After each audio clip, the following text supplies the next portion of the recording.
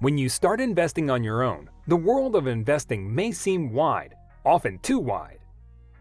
But you can simplify things with some time-tested strategies. A solid investing strategy can lead to good returns over time and allows you to focus on other parts of the investing process, or even make investing so easy that you can spend more time on what you love to do. So, in today's video, we will be showing you some of the easiest investment strategies for beginners. Without further ado, let's begin. Buy and hold. A buy and hold strategy is a classic that's proven itself over and over. With this strategy, you do exactly what the name suggests. You buy an investment and then hold it indefinitely. Ideally, you'll never sell the investment, but you should look to own it for at least 3 to 5 years.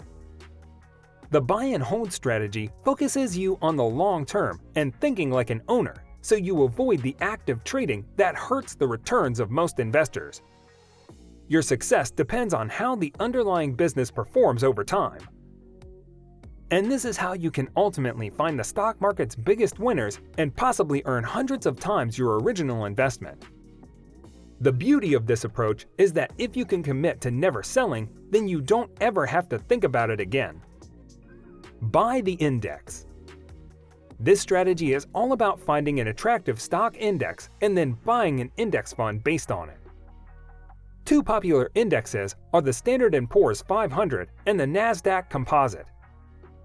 Each has many of the market's top stocks, giving you a well-diversified collection of investments, even if it's the only investment you own. This list of best index funds can get you started. Rather than trying to beat the market, you simply own the market through a fund and get its returns. Buying an index is a simple approach that can yield great results, especially when you pair it with a buy and hold mentality. Your return will be the weighted average of the index's assets. And with a diversified portfolio, you have lower risk than owning just a few stocks. Index and a few. The index and a few strategy is a way to use the index fund strategy and then add a few small positions to the portfolio. For example, you might have 94% of your money in index funds and 3% in each of Apple and Amazon. This is a good way for beginners to keep to a mostly low-risk index strategy, but add a little exposure to individual stocks that they like. This strategy takes the best of the index fund strategy, lower risk, less work, good potential returns, and lets the more ambitious investors add a few positions. Income investing. Income investing is owning investments that produce cash payouts, often dividend stocks and bonds. Part of your return comes in the form of hard cash, which you can use for anything you want, or you can reinvest the payouts into more stocks and bonds. If you own income stocks, you can also still enjoy the benefits of capital gains in addition to the cash income.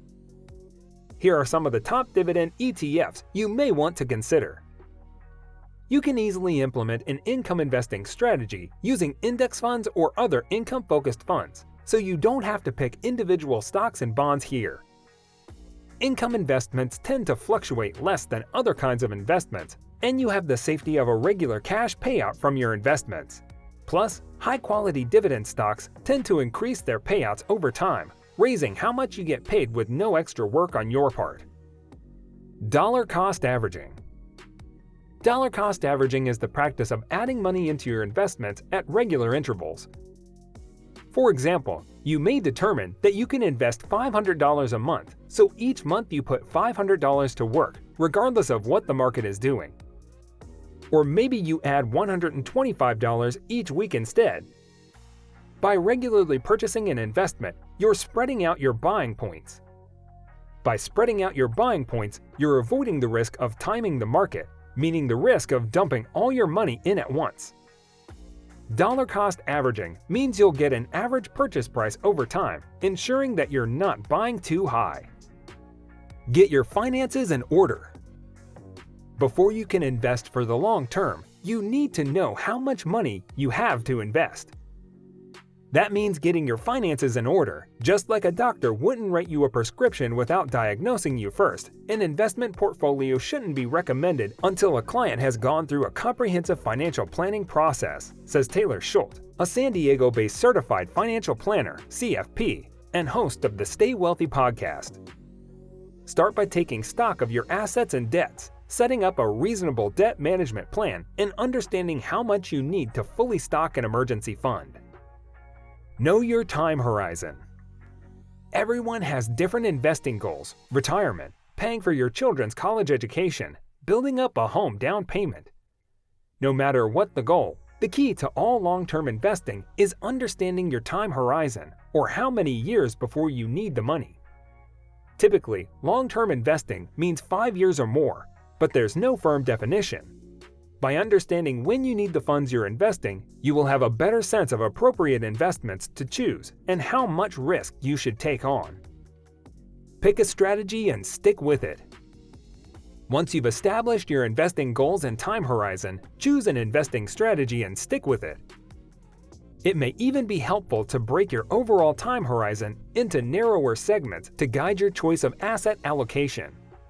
Stacey Francis, president and CEO of Francis Financial in New York City, divvies long-term investing into 3 different brackets based on the target date of your goal: 5 to 15 years away, 15 to 30 years away, and more than 30 years away.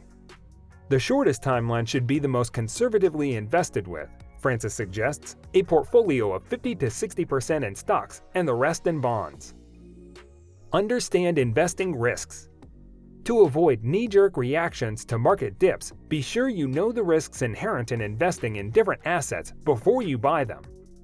Stocks are typically considered riskier investments than bonds, for instance.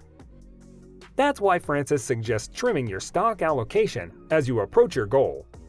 This way, you can lock in some of your gains as you reach your deadline. But even within the category of stocks, some investments are riskier than others. For example, U.S. stocks are thought to be safer than stocks from countries with still developing economies because of the usually greater economic and political uncertainties in those regions. Diversify well for successful long-term investing. Spreading your portfolio across a variety of assets allows you to hedge your bets and boost the odds you're holding a winner at any given time over your long investing time frame. We don't want 2 or more investments that are highly correlated and moving in the same direction, Schultz says. We want our investments to move in different directions, the definition of diversification. Your asset allocation likely starts with a mix of stocks and bonds, but diversifying drills deeper than that. So guys, let me know your thoughts down in the comments section below. For more interesting content, give this video a thumbs up and don't forget to subscribe to the channel for more awesome content. Have a nice day, and I will see you in the next video.